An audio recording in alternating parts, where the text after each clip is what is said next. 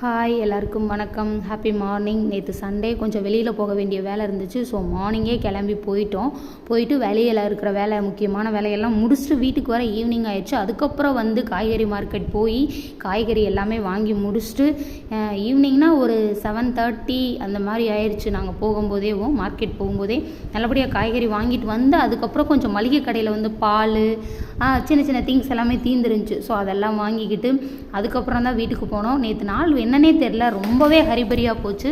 அதுவும் இல்லாமல் தக்காளி ரேட்டு திடீர்னு 4 நாளைக்கு முன்னாடி வெறும் 20 ரூபா தான் இருந்துச்சு. ஆனால் நேற்று பார்த்தீங்க அப்படின்னா மழைனாலையா என்னன்னு தெரியல, ஆனால் கண்டினியூஸாக கோயம்புத்தூரில் வந்து ஒரு 15 நாள் மழை. நேற்று தான் ரொம்ப நாளுக்கு அப்புறம் மழை தூறல் கூட விழுகாமல் மேகமூட்டமாகவே இருந்துச்சு. ஆனால் ரொம்பவே அதிசயமாக தான் இருந்துச்சு. 15 நாளுக்கு அப்புறம் அப்படி இருந்தது. எனக்கு ரொம்ப ஹாப்பியாக இருந்துச்சு. ஏன்னா கண்டினியூஸாக மழை பெஞ்சிக்கிட்டே இருக்கிறது ஒரு மாதிரி தான் இருக்குது. ஸோ வீட்டுக்கு வரவே 10 ஆயிடுச்சு. நாங்கள் ஃபைனலாக எல்லாம் முடிச்சுட்டு வர